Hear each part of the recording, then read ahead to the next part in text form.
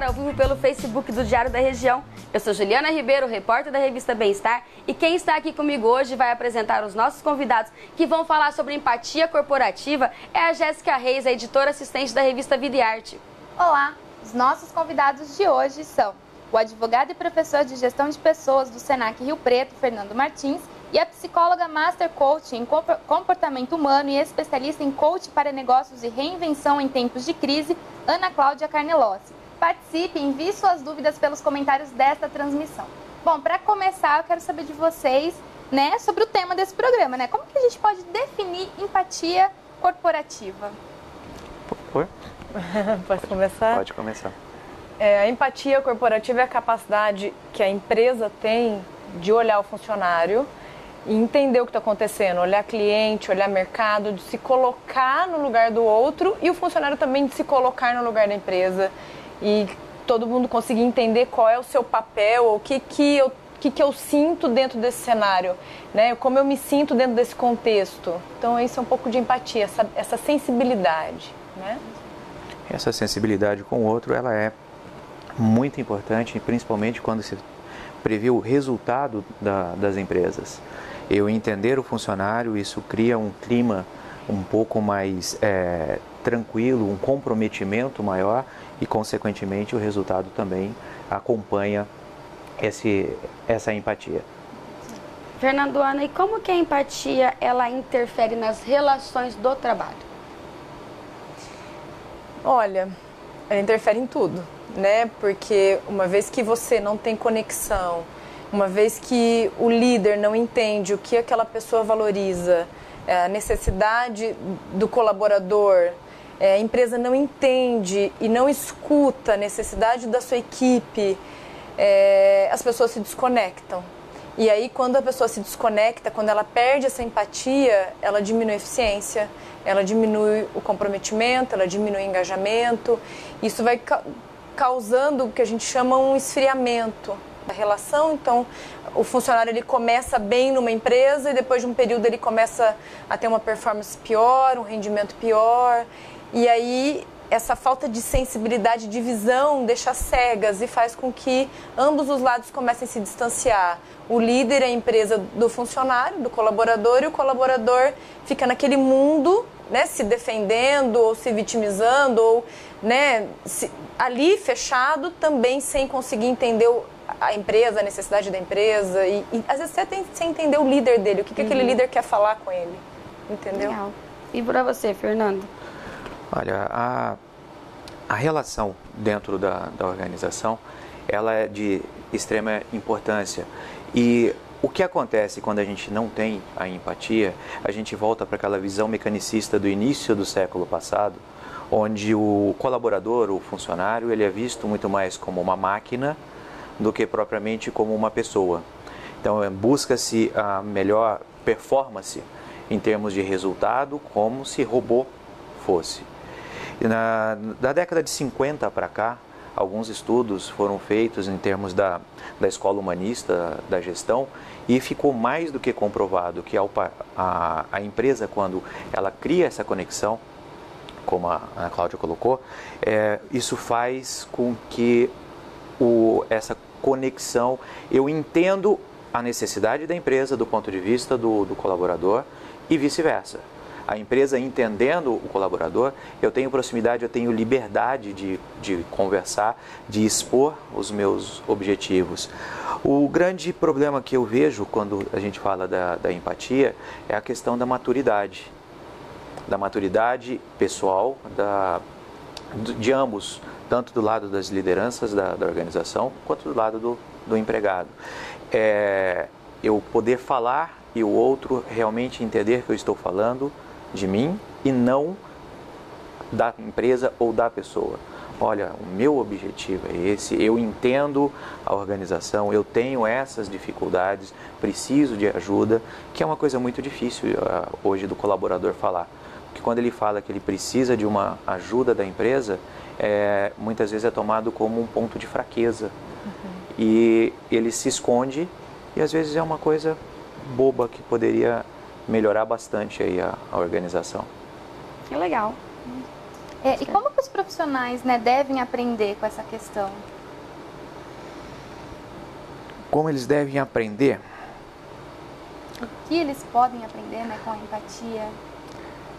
Eles podem aprender, aí é uma questão, é uma opinião muito pessoal. Entendi. Eles aprendem a autonomia. Quem detém a gestão da própria carreira é o colaborador.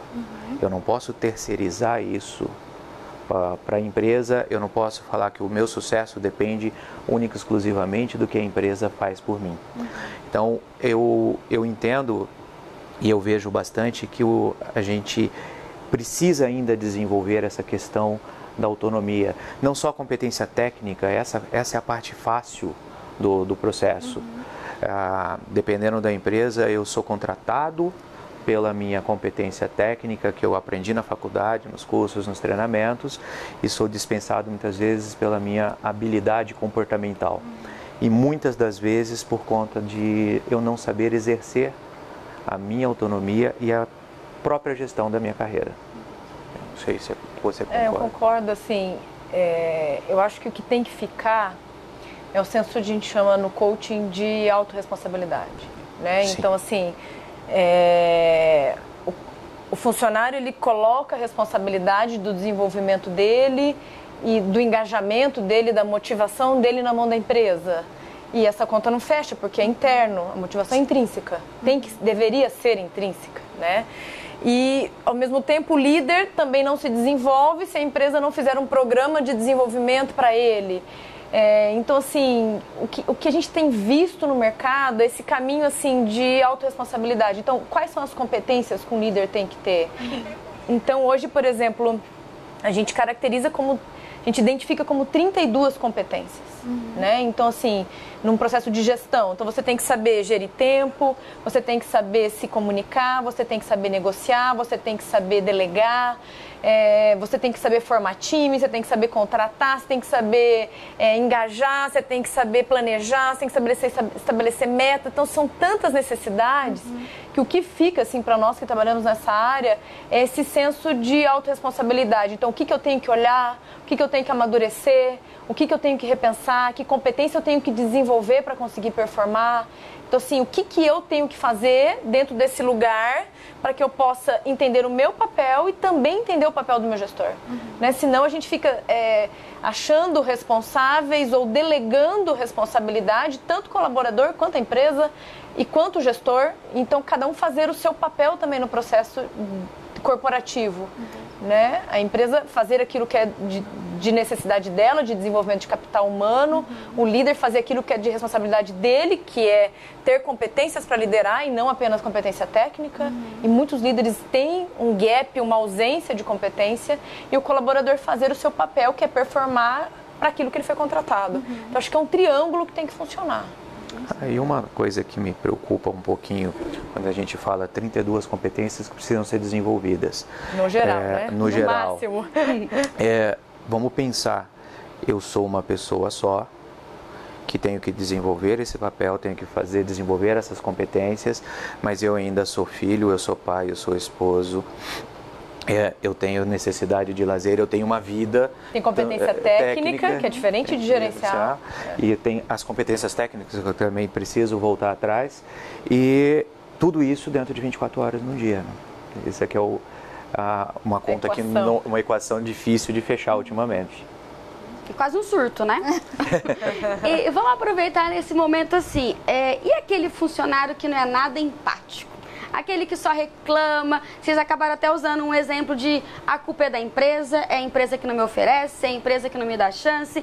Como lidar com gente que acha que o universo conspira contra ela? Olha, a gente tem um triângulo que a gente chama de triângulo da sabotagem. Que nesse triângulo eu tenho o vilão, tenho o herói e tenho a vítima. E aí quando eu ocupo o papel da vítima, que é de tudo estar contra mim, ou tudo, eu não sou visto, por isso que eu não sou promovido. Não é porque você não performa, não é porque você não dá resultado, é porque você não é visto. Pode acontecer desvio? Pode, mas normalmente é uma falsa visão. Então, assim, o que fazer? As pesquisas mostram assim, olha, 5% do seu tempo você pode até se vitimizar, mas não 80% do seu tempo.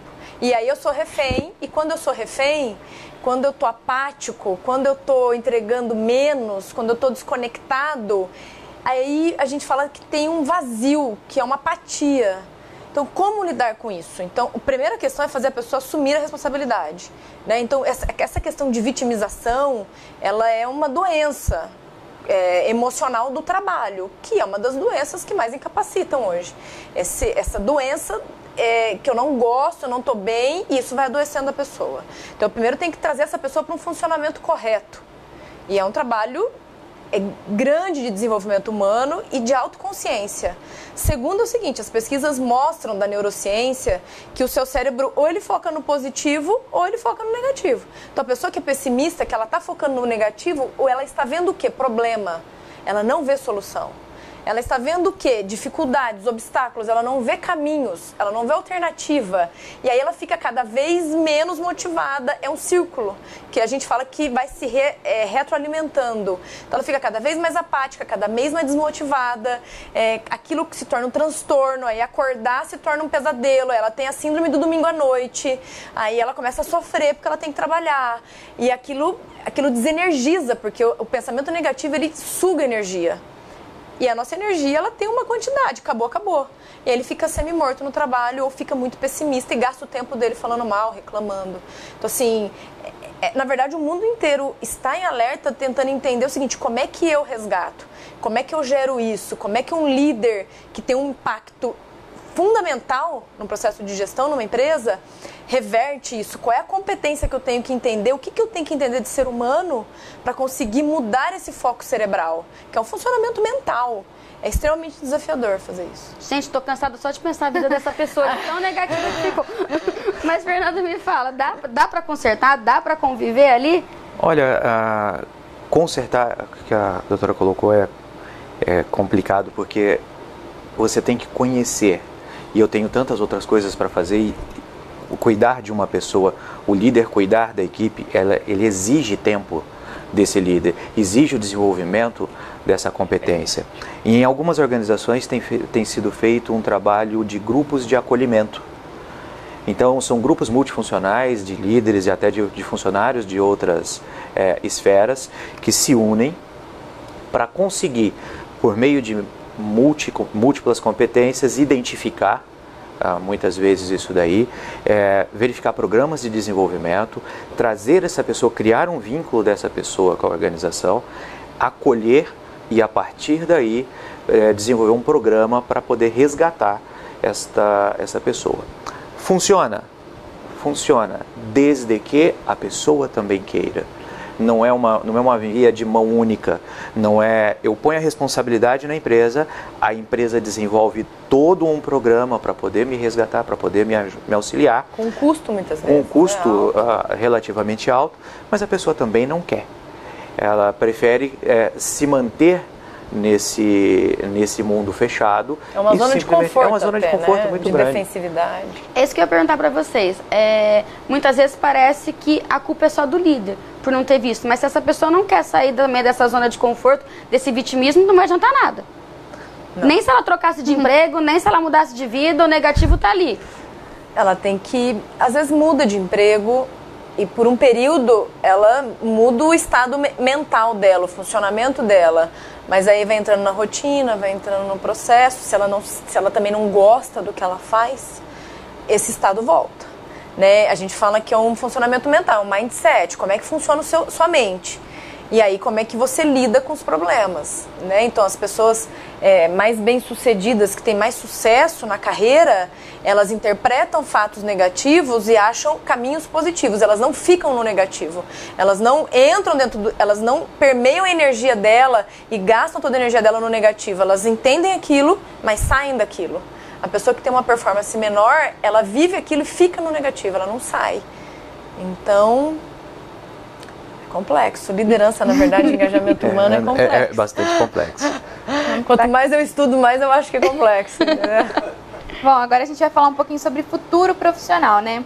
Como que os jovens eles podem se estabelecer no mercado de trabalho hoje? Qual que é o melhor caminho e quais orientações que vocês podem dar para esses jovens? Pergunta exige reflexão para responder. Olha, eu vejo que os jovens, eles trabalham por causas. Eles encontram algumas causas na vida deles e eles se engajam muito com isso daí. Agora, o problema é que na mesma velocidade que ele se engaja, ele também se desengaja e vai fugir. O futuro profissional, hoje, eu colocaria um pouquinho mais na responsabilidade das organizações do que propriamente dos jovens. As organizações precisam se reestruturar e verificar, vou usar a palavra que a colega colocou, o próprio mindset organizacional. A equipe, uma organização não existe sem pessoas, mas o mindset das pessoas mudou, o mundo mudou, a tecnologia está aí, mudou a forma de trabalhar e muitas vezes o processo de gestão ainda continua como no início, no meados do século passado. Então, o futuro da organização, do trabalho, vamos dizer assim, nós tivemos uma recente reforma na legislação, que o pessoal fala, todo mundo perdeu o direito, ganhou direito, isso daí não foi tão dessa forma, mas uma coisa ficou bem claro, a legislação flexibilizou, nós saímos de uma era chamada era do emprego, do vínculo único exclusivamente CLT, para um vínculo de trabalho. Qual é a principal diferença? No trabalho eu posso ganhar mais, só que para ganhar mais eu preciso trabalhar mais. E a organização também tem que estar preparada para mensurar isso. Que muitas vezes eu quero que o meu colaborador desenvolva, que ele performe mais, que ele me apresente mais resultados, mas eu não tenho o mínimo de controles para poder mensurar isso daí e até, como diz, recompensar isso financeira ou de uma forma que essa pessoa queira.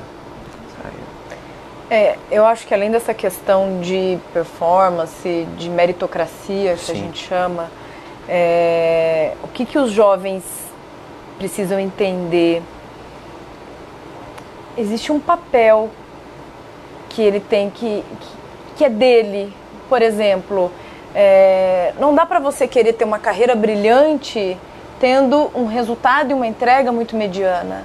A gente chama aqui para você virar um outlier, que é com uma performance muito acima da média, da meta, são 10 mil horas de experiência. Então é o seguinte, o jovem ele tem que entender que tem uma maturidade. É óbvio que hoje você é promovido muito mais cedo, muito mais jovem, tem todo esse processo, mas assim, o jovem tem que entender que assim, ele tem que ter uma boa formação, ele tem que ter um conhecimento especializado. Hoje um jovem ele tem que entender de tecnologia, ele tem que saber mexer em sistema, ele tem que ter conhecimento Excel, Então assim, meio que entregar algo a mais. Por exemplo, a gente vê às vezes currículos brilhantes, que nem ontem eu fiz algumas entrevistas para um cargo estratégico, para um cliente meu, assim, com currículos, só que cadê a entrega, cadê o brilho no olho, cadê a proatividade, sabe, o algo a mais, a paixão pelo que você faz. Então assim, eu acho que o jovem precisa entender também o que ele quer plantar, o que ele está disposto a fazer para colher. Então assim, porque tem um plantio aí de curso, de desenvolvimento, de prática, de aplicabilidade. Então, o que você está disposto, aonde você está disposto a se destacar para você poder se destacar no mercado corporativo? Seja no programa de estágio, no programa de trainee, por onde eles deveriam começar o processo, É uma fala interessante quando a gente fala de plantio e que às vezes o jovem hoje ele não tem a paciência que entre o plantio e a colheita tem um tempo. E eles querem plantar hoje e colher hoje mesmo ainda, se possível. Então existe um caminho a ser percorrido e um tempo que ele precisa para se desenvolver. E o fato dessa geração ser muito imediatista, a gente pode dizer que as profissões do futuro também vão estar mudando? Vão. Vocês já sabem dizer mais ou menos quais seriam algumas profissões para esse pessoal estar investindo? Já que é tudo para ontem? Olha, área de tecnologia, tá vindo, tem um déficit hoje ainda no mercado, Então, por exemplo, na década de 80, 90 teve a questão de sistema, agora vai ter a revolução de inteligência artificial. Sim, com certeza. Então é uma nova profissão. O coach mesmo é uma nova profissão não regulamentada, com N questões, né? Porque tem muita gente despreparada no mercado, com formação deficiente no mercado, mas assim, é uma nova profissão. Consultoria é um novo caminho. Então, em profissões que sempre tradicionais, com a revolução da inteligência artificial, vão diminuir o escopo de trabalho. Vem muita mudança por aí. Quanto mais a gente estuda, quanto mais a gente entende esse cenário de novas profissões, de novas tendências, marketing, né? O quanto isso vem mudando, o comercial, o quanto vem o que era um comercial antigamente, hoje é um comercial estratégico que tem que fazer análise, inteligência de mercado. Então vem muita profissão, vem muita mudança no mundo, eu acho. Pelo que a gente enxerga hoje, né? No mercado, vem muita coisa nova que a gente nem sabe ainda que está por vir, né? Tem muita coisa. Uma discussão que a gente teve há cerca de 2 semanas, a Google faz todo ano um evento chamado Google I/O, onde ela apresenta as principais ferramentas e novidades que eles desenvolveram ao longo do último ano e pretendem colocar no mercado. E eles apresentaram uma nova versão do assistente pessoal do celular que está muito inteligente, chegando ao ponto do usuário simplesmente pedir marque para mim um corte de cabelo. Ele marca. Ele liga, o assistente conversou com a pessoa, negociou o horário, já colocou na agenda e a pessoa do outro lado não identificou que estava falando com um robô. Numa outra oportunidade, no exemplo, ele negociou inclusive o horário de um jantar no restaurante, fazendo todo o processo de reserva, de negociação. E a pessoa do outro lado também não identificou que estava com uma máquina. A discussão que a gente teve na turma foi marketing. Nós vamos fazer marketing para quem? Para as pessoas ou para os assistentes pessoais com inteligência artificial? Uma outra pergunta, o emprego. Hoje o assistente ligou, é por questão de tempo para a empresa entender que é um assistente que está ligando e colocar um assistente para responder. E muito se discute o que essas pessoas, o trabalho braçal, o que pode ser operacional, o que pode ser trocado pela tecnologia, já está sendo feito de forma bastante veemente. A pergunta é, esse pessoal que sobrou, vamos desenvolver a parte intelectual, criatividade, nós vamos resgatar o conceito de ócio criativo do Domênico de Masi para ver o que nós vamos fazer ou não. Então tem bastante coisa ainda aí para a gente repensar. Quando eu assisti, eu ainda comentei em sala de aula com o Emerson, eu tenho um pouco de medo dessa geração, do quanto tudo vai acontecer para ela. Ela não vai ter que se movimentar demais, né? Vai ser uma geração que clica, o seu assistente já ligou, o seu assistente já marcou. Às vezes ele vai para você, né? Às vezes você não precisa nem comparecer. O assistente foi e resolveu ali. Então eu falo assim, eu acho muito legal o que a tecnologia está fazendo. Mas ao mesmo tempo eu me preocupo um pouco como vai ser essa geração do futuro, o que eles vão estar realmente exercendo ou não. Se não vai ser uma máquina que vai estar pensando por eles. A máquina a pensar é uma coisa complexa. O problema é o processo de decisão. Não existem N filmes, aí a ficção vem para ajudar e apimentar a discussão, que a decisão baseada simplesmente em estatística, em probabilidade estatística, ela não tem a capacidade ainda de substituir o pensamento humano. Ele pode me trazer N cenários, me apontar melhor, e eu ter a opção de escolher uma outra alternativa por N questões.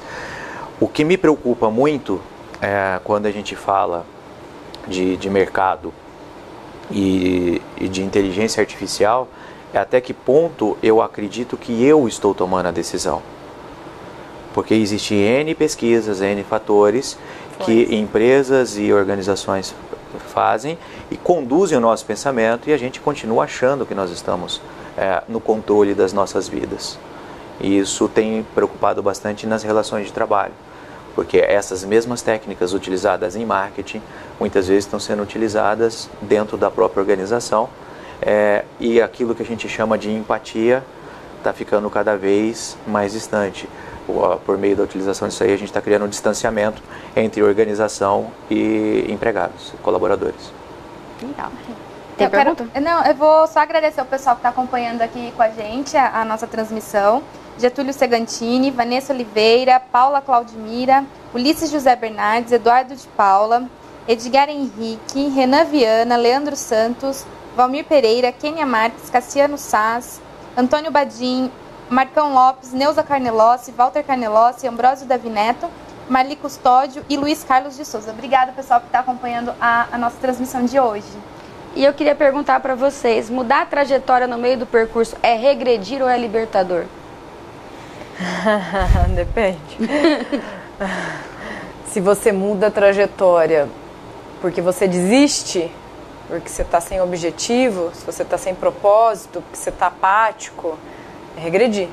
Se você muda a trajetória para um propósito maior, porque você identificou um outro caminho, porque você entendeu que o seu perfil, o seu estilo, as suas forças se encaixam em outro tipo de função, em outro tipo de empresa, é libertador.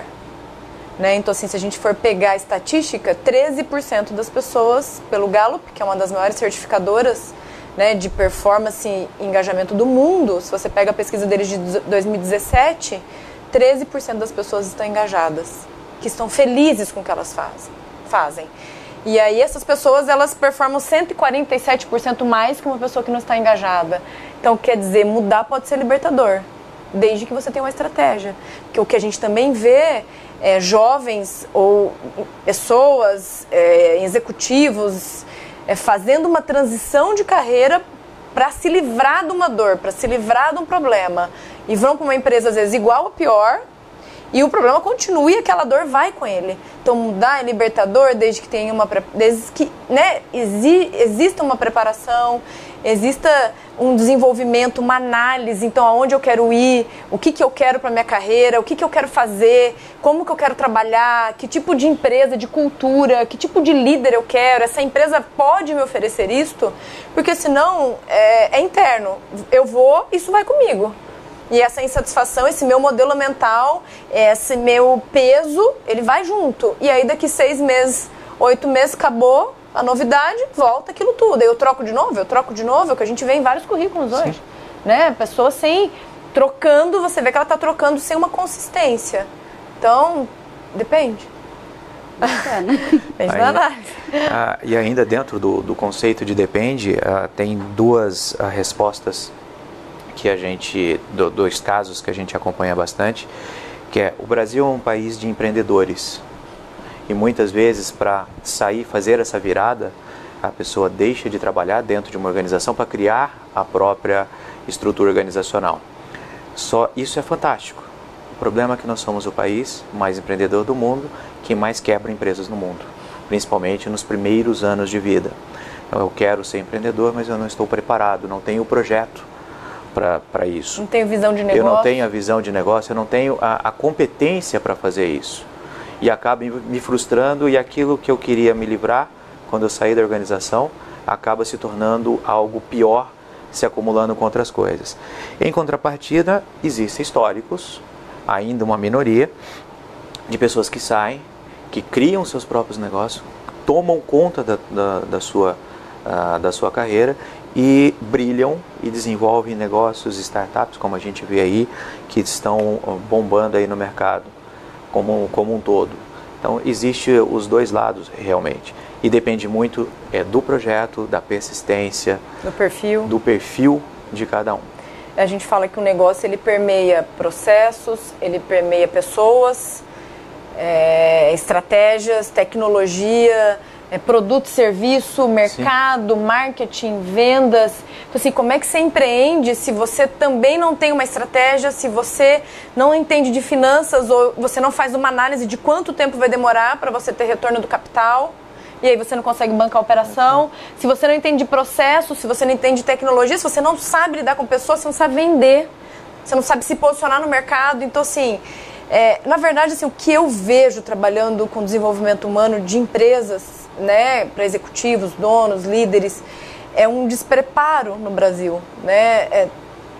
Tanto em relação a negócio, para pensar em negócio, para pensar nessas etapas do negócio, quanto com relação à carreira, a questão de gestão, como é que eu lido com isso, como é que eu engajo, como é que eu tiro o melhor, que competência que vai fazer diferença no processo de empatia corporativa ou no processo de engajamento, qual é a diferença que faz a diferença? Muitos líderes não sabem responder, porque varia.